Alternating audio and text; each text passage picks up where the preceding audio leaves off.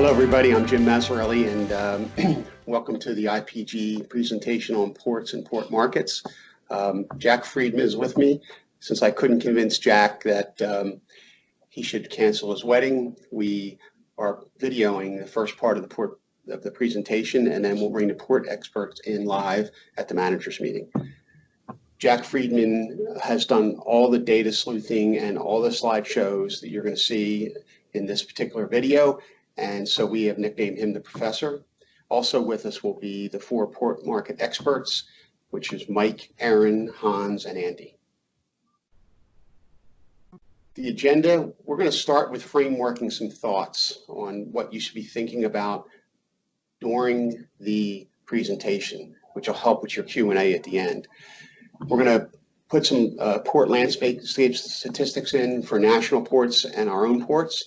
And then we're going to be able to lay out some of our port statistics for you. And then the port experts will take over in their markets. And then I'll finish up with dealing with some port improvements that are happening through the port authorities. It's a little case study. And then we'll do Q&A. As far as frameworking some questions here for your thoughts, what do you think e-commerce is going to do if it continues with increasing trends that we've seen in the last 5 years? How will it affect port values? And how it will affect the values of the land and the performance of the ports. Also, the import experts have gone off the charts since 2009. It's basically going up 2x. How's that going to affect real estate values and the operation of the ports? And finally, if the port authorities are doing what they're promising to do, which is put copious amounts of dollars into these ports, what will that do for the e-commerce trend and also for the port values? Here's something you already know, which is that there's some large metropolitan markets, and those markets, which is illustrated on this particular slide, they have huge dense populations. We all know that those populations drive demand. We all know that demand drives GDP, and as you can see, look at LA, Long Beach, the size of the mountains that are set up here. It's usually driving demand, which are really functioning in these ports. So now we're going to turn it over to Jack and let him go through some of the data he sleuthed and also what's happening with Liberty ports. Mazz, thank you very much for the intro. I appreciate it. Thanks everyone for attending. Before we get too deep in the weeds with port details and statistics and real estate fundamentals, let's take a second to take a step back and just remind that ports are in fact cool and interesting. When Mazz and I were actually and with Andy Perel, we were on a boat in the port of New York, New Jersey, and Mazz looks up at the ship-to-shore cranes and he goes, those look like something out of Star Wars. And well, sure enough, turns out George Lucas actually got the inspiration for his, on the right you can see the AT-AT all-terrain armored transport vehicle. For you Star Wars nerds out there, this is exciting and in fact cool.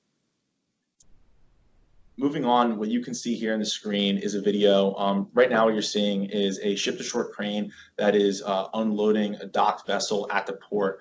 And so you see the crane go onto the ship. It will pull off almost like a claw machine or an arcade and bring that container back and then drop that down on a truck that will end up eventually in our warehouse.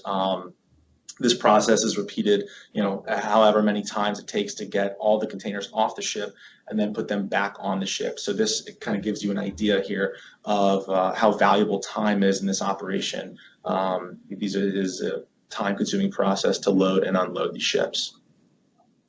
Right now you can see the top 12 ports in the United States. The ones that are highlighted in yellow are the ones that we have assets in and that we will be covering the rest of this presentation.